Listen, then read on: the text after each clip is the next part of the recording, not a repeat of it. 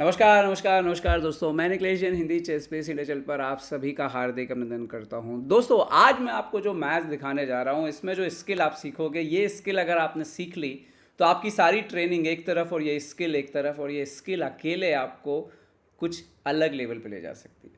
5 साल लग गए बाजी को दिखाने में, क्योंकि 5 साल पहले मैंने दूसरे विश्व चैंपियन लास्कर के बारे में एक डबल बिशप सेक्रीफाइस का वीडियो बनाया था, और एक बार फिर से लास्कर को पढ़ रहा हूँ, लेकिन इस बार एक अलग तरीके से पढ़ रहा हूँ। माई ग्रेट प्रेडिसेसर्स, हमारे पूर्वज, महान पूर्वज, ये जो किताब लिखी है गैरी कास्परोव ने, उसमें जो उन्होंने लिखा है सारे विश्व चैंपियंस के बारे में, उनको पढ़ रहा हूँ। लास्कर क्या खिलाड़ी थे। लास्कर हम सभी जानते हैं, अल्बर्ट आइंस्टाइन के खास दोस्तों में गिने जाते थे लास्कर, और उन्होंने उनकी प्रस्तावना भी लिखी है। गणित के प्रोफेसर थे, जी हाँ, उनके ऊपर गणित में प्रमेय लिखा गया है, एक थ्योरम है उनके ऊपर।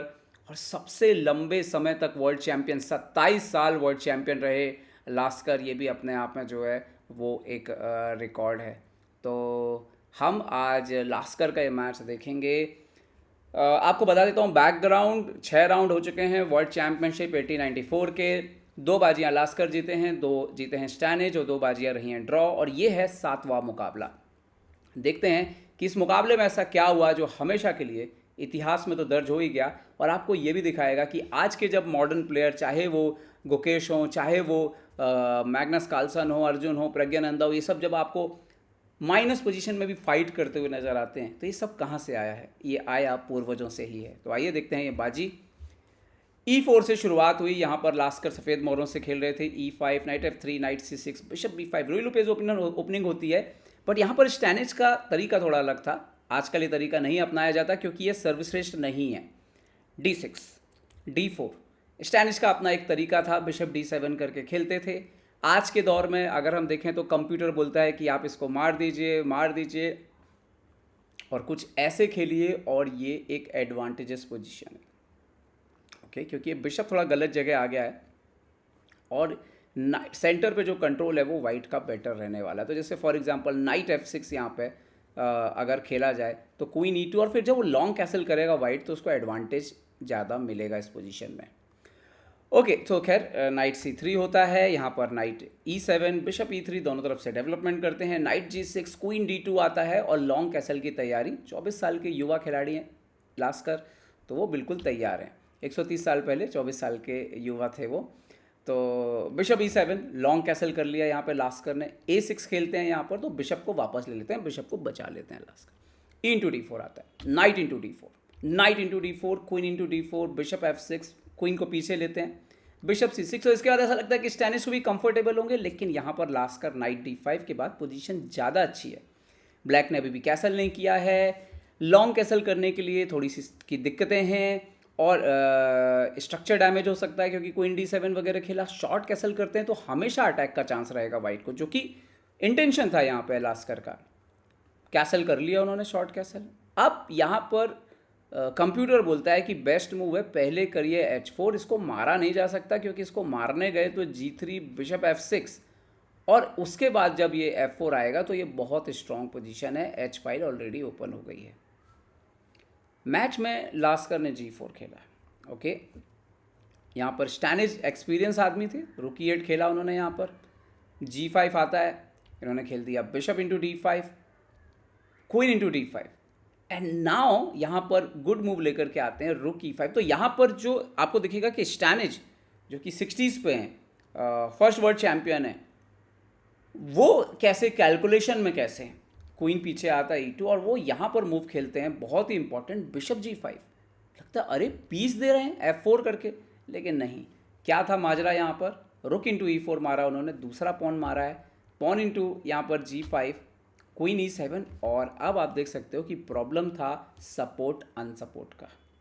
सपोर्ट गड़बड़ हो गया अब यहाँ पे, इस पर सपोर्ट नहीं आ रहा, और दोनों पीसेस पे कोई पॉन आपने सारे आगे बढ़ दिए। पॉन आगे गए तो पीछे आते नहीं। अब यहाँ से एक चीज़ ये हो सकती है कि आप बोलो मैच ख़त्म हो गया, रिज़ाइन कर दिया जाए, क्योंकि ऑलरेडी ब्लैक जो है वो 2 पॉन अप है, और कोई कंपनसेशन नज़र नहीं आता बोर्ड पे कि भाई क्या ऐसा हो कर लेगा वाइट। बट अब इसके आगे का जो खेल है वो देखिए। अब इन मीटर को भूल जाइए, जो थोकेबाज मीटर ऊपर नीचे होता रहेगा, इसको भूल जाइए। उन्होंने यहाँ पे डेफिनेटली सिंपल खेलने का तरीका है कि आप बिशप F3 खेलिए, रुक इंटू E3 आएगा, एंड देन रुक H1 आइए। This is the best way to play rook E5, and then आप बिशप इंटू B7 मार लीजिए। बट इसमें इतना तय है कि ब्लैक के पास हमेशा ऐसा पोजीशन रहेगा आफ्टर रुक B8 कि अगर आप बिशप A6 मारते भी हैं तो आफ्टर क्वीन G5 आप देखिए कि ब्लैक क्वीन एक्सचेंज कर लेगा और एक ऐसे एंड गेम में चला जाएगा जहाँ पर ब्लैक तो नहीं हारने वाला, हारेगा तो वाइट हारेगा। तो उन्होंने क्या खेला, उन्होंने खेला रुक F1, ओके, रुक into E3, now bishop C4। अब वो देखिए इस पर क्या तलाश के लेके आए, उन्होंने तलाशा कि राजा अभी भी थोड़ा कमज़ोर तो है, ठीक है, इस स्ट्रक्चर पे।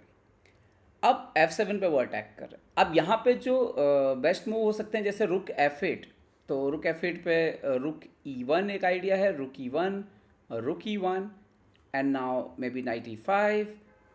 ये सबसे बेस्ट तरीका है ब्लैक के लिए खेलने का। अच्छा, स्टैनिच जो खेलते हैं, जो उनकी अगली चाल आती है, वो एक्चुअली में देखा जाए तो बहुत ख़राब नहीं है, लेकिन वही उनके हार का कारण बनती है।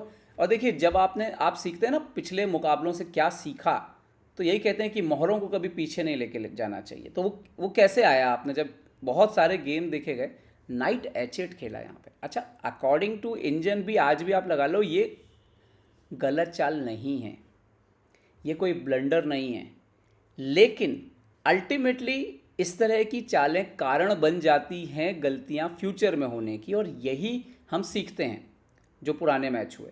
तो ये आज भी कंप्यूटर के हिसाब से देखोगे तो ये one of the best move है। Okay, knight H8, H4, pawn बच गया यहाँ पे लास्कर का।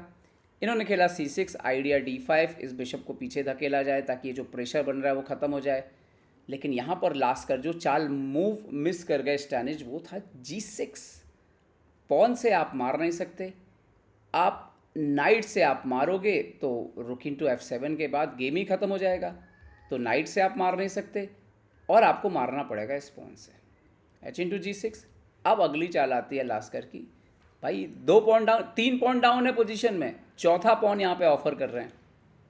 ओके, अगर यहाँ पे उन्होंने खेला D5, अगर मार देते हैं यहाँ पे, जो कि एक्चुअली में ज़्यादा ठीक ठाक है, रुक H5 और रुक E8 के बाद ये पोजीशन ठीक है, ब्लैक अभी भी ब्लैक ही जीत रहा है। बट उन्होंने यहाँ पे D5 खेला जो कि एक मिस्टेक थी। लास्कर ने मारा यहाँ पर और किंग आता है H7, G7, bishop D3 check, king G8, एवं लास्कर का एक और पॉन बढ़ना शुरू हो जाता है H5 यहाँ पर, ठीक है। 2 पॉइंट डाउन बने हुए थे, अभी भी अब ये नाइट जो है वो पूरी तरह से मरा हुआ है गेम में। F7 से वो आ नहीं सकता, G6 से वो आ नहीं सकता, और एक तरह से सडनली इस पोजीशन में अगर हम देखें तो पीस अप की पोजीशन है यहाँ पर लास्कर की। पॉइंट डाउन है, 2 पॉइंट डाउन, लेकिन करंट पोजीशन में पीस अप है क्योंकि ये पीस बिल्कुल आउट ऑफ प्ले है। रुक E8 वो अपना एक और आखिरी पीस गेम में लेकर के आते हैं और अब बढ़ते हैं H6। अब ये पोजीशन इतनी डेंजरस हो रही थी कि अगर आप मारने जाते हो तो आपको हमेशा खतरा रहेगा रुक G1 चेक, और अगर आप किंग यहाँ पर F8 वगैरह चले जाएं इस तरीके से, तो मे भी एक आध बार तो ये बैक रैंक के लिए सॉल्व करना पड़ेगा, लेकिन हमेशा बहुत ही कॉम्प्लिकेटेड पोजीशन है। ओके, सो G6 खेला इन्होंने, यहाँ पर लास्कर खेलते हैं H7, किंग G7। अब देखिए जैसे किंग G7 पे आया, अब इमेजिन करिए क्वीन यहाँ पहुँच जाए अगर वाइट का कभी, तो सीधा चेकमेट है। तो अब यहाँ पे लास्कर ने जो अगली 2 चालें खेली वो बहुत ही इंटरेस्टिंग है। अकॉर्डिंग टू कंप्यूटर पहले A3 खेलना चाहिए, बट उन्होंने खेला किंग B1। आइडिया क्या है, वो सॉल्व कर रहे हैं यहाँ पर किसी भी तरह के डिस्कवर अटैक एक्सचेंजेस को, ठीक है। क्वीन को लेकर के आए E5, तो अब खेला A3, और ये जो 2 मूव थे, किंग को B1 लेना, A3 चलना, इससे उन्होंने प्रोफिलैक्सिस जितने भी प्रॉब्लम हो सकते थे, बैक रन का प्रॉब्लम, पिनिंग का प्रॉब्लम, क्वीन एक्सचेंज का प्रॉब्लम, उसको ख़त्म कर दिया। और अगर आप बात करो 1894 की, तब के हिसाब से ये कमाल की समझ है, कमाल की समझ है। कोई किताब से नहीं, कोई स्टडी नहीं, कोई ट्रेनर नहीं, फिर भी प्रोफिलैक्सिस, आज तो हमारे पास किताबें हैं प्रोफिलैक्सिस की, हज़ारों एग्जाम्पल हैं जिनसे हम स्टडी करके प्रोफिलैक्सिस को समझ सकते हैं, पढ़ सकते हैं। बट उस समय वो जो लास्कर कर रहे हैं, ये जो पिछली 2 चालें उन्होंने की, कमाल है। अटैक करना है, बेस्ट अटैक करना है लूजिंग पोजीशन पे भी, लेकिन ये भी ध्यान रखना है कि सडनली गेम ख़त्म नहीं हो जाए। तो उसके भी अपोनेंट के काउंटर प्ले को स्टॉप करना है। स्टैनिज ने खेला यहाँ पर C5, क्वीन F2। ओके, अभी आप देखिए कि समस्या जो है वो बढ़ने वाली। यहाँ पे प्लान क्या है, C4 आता है और यहाँ पर खेलते हैं वो क्वीन H4, मेटिंग का थ्रेट है। सो यहाँ पर F6 खेला यहाँ पर स्टैनिज ने।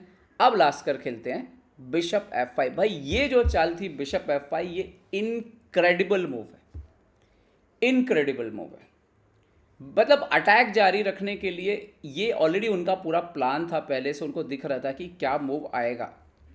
ओके, यहाँ पर अगर आप एक्सेप्ट करने जाओगे एक्चुअली में तो ये लूजिंग नहीं है। रुक से चेक आएगा, king F7, queen H5, king यहाँ पर सॉरी यहाँ पर तो लूज ही है, रुक मर रहा है, किंग E7 एंड नाउ रुक इनटू F5।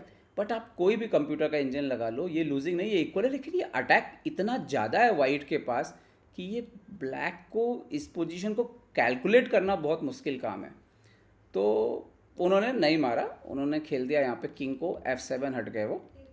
और जैसे ही वो किंग को यहाँ पर F7 जो है वो हटते हैं इस पोजीशन पे, और 1 मिनट दोस्तों, यहाँ पर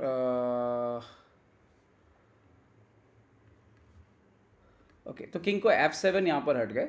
और जैसे ही किंग F7 यहाँ पर हटे, अगली चाल जो लेकर के आते हैं रुक को G1 पर। अभी भी वो तैयार है, मार रहा हूँ, मार दी यहाँ पर मार देते हैं Steinitz. Now queen H5 check, king E7 and now rook G8। भाई वो तो क्वीन ही बनाने तैयार है दूसरा। इन्होंने मारा किंग को D6 पर, और अब यहाँ पर रुक इनटू F5 आता है। किंग को यहाँ पर ये खेलते हैं क्वीन को E6। ये एक्चुअली में सबसे बड़ी ब्लंडर थी।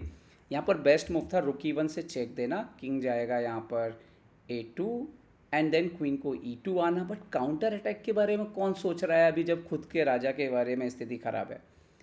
तो उन्होंने खेला यहाँ पर क्वीन E6, और इसके बाद स्टैनिज ने जो है वो अपना कंट्रोल लेना शुरू किया। सबसे पहले तो रुक एक्सचेंज किया एंड देन रुक F6 चेक देते हैं, किंग C5 आता है, और यहाँ पर खेलते हैं वो क्वीन को H6। यहाँ पे भी नज़र है, और बहुत सारी चीज़ें जो इस पोजीशन में हो रही हैं। नाइट को आप निकाल नहीं सकते। फॉर एग्जांपल आप यहाँ पे अगर B5 खेल दीजिए तो रुक इनटू A6 आ रहा है, फिर क्वीन आ रहा है। और अगर आप ये नहीं खेलते, आप बोलो चलो A5 खेल देते हैं, तो यहाँ पर रुक F8 का थ्रेट था और गेम ख़त्म होने वाला था। तो यहाँ पर रुक E7 खेला उन्होंने। यहाँ पर हालांकि बेस्ट मूव है शायद कि क्वीन E7 थोड़ा खेल सकते हैं, बट वो भी लूजिंग था। खैर रुक ये खेला इन्होंने, तो क्वीन से चेक आता है। और अब कंप्यूटर इसको ब्लंडर बोल रहा है, बट ये मतलब मिस्टेक बोल रहा है, but this is not as a कोई डायरेक्ट मिस्टेक नहीं था। अभी क्वीन इधर आ रहा था और ये गेम ख़त्म हो रहा था। उन्होंने खेला क्वीन D7, बट क्वीन से चेक आता है। D4 खेलते हैं, क्वीन से चेक आता है, रुक क्वीन को बीच में लाना पड़ता है, रुक F5, क्वीन F5, और लास्कर जो है ये बाजी जीत जाते हैं। पूरी तरह से हारी हुई बाजी, 2 पॉइंट डाउन। लास्कर का ये जो टर्न अराउंड था, इसको ये माना गया। इसके बाद लास्कर ने अगले 3 बाजियां जीती। मतलब 10 मैच के जो 6 मैच के बाद स्कोर 3-3 था, 10 मैच के बाद वो स्कोर जो है वो 7-3 हो चुका था। तो इतना कमाल का खेल लास्कर का, ये जो करेज है कि कैसे उन्होंने माइनस पोजीशन से जो कमबैक किया, ये बहुत ही इनक्रेडिबल आप जिसको बोल सकते हैं।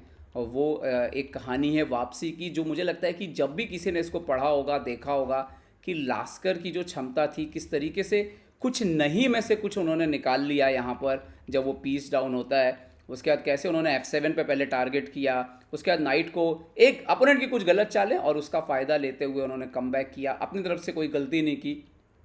और स्टैनिज की जो कहते हैं कि लास्कर जो थे वो अपोनेंट के दिमाग से खेलते थे, और उनको पता था कि स्टैनिज को किस चीज़ में अनकंफर्टेबल हो सकता है उनके ऊपर अगर बहुत अटैक हो। तो उन्होंने परवाह नहीं की कि वो पॉइंट डाउन है या क्या है, और वो बस पूरी ताकत लगा के बेस्ट मूव्स निकालते रहे। और कैसे गलतियाँ स्टैनिज से होती रहीं और लास्कर ने लड़ाई लड़ी और जीती। तो सीखने वाली जो स्किल है वो यही है कि फाइटिंग स्पिरिट बहुत इंपॉर्टेंट चीज़ है। नो मैटर आपकी पोजीशन क्या है, लेकिन अगर आपने सरेंडर कर दिया है, आपने दिमाग से सोच लिया कि ये तो गेम गया, तो फिर आप कभी भी उस गेम में कुछ अच्छा नहीं कर सकते। लेकिन अगर आप इन्जॉय करो चेस को, पोजीशन कैसे भी, आप सोचो कि मैं क्या अच्छे से अच्छा कर सकता हूँ इस पोजीशन में, और फाइट करो। और बचपन से अगर आप ये आदत डाल लो तो इसका कितना फ़ायदा हो सकता है। अगर किसी छोटे बच्चे को ये ट्रेनिंग जो है बचपन से दी जाए कि फ़ाइट कैसे करनी है चाहे जो हो जाए, तो आप सोचिए कि वो कितने बेहतर प्लेयर के तौर पर उभर सकते हैं। तो ये है सीखने लायक game, Lasker versus Dennis world championship का ये था 7वां गेम। मैं अभी लास्कर को और पढ़ रहा हूँ, और भी जो अच्छे मुकाबले होंगे वो भी आप तक लेकर के आऊँगा, लेकिन ये मुकाबला था लास्कर के करेज के नाम, उनके साहस के नाम, उनकी फाइटिंग स्पिरिट के नाम। अपना ध्यान रखिए, सुरक्षित रहिए। जय हिंद दोस्तों।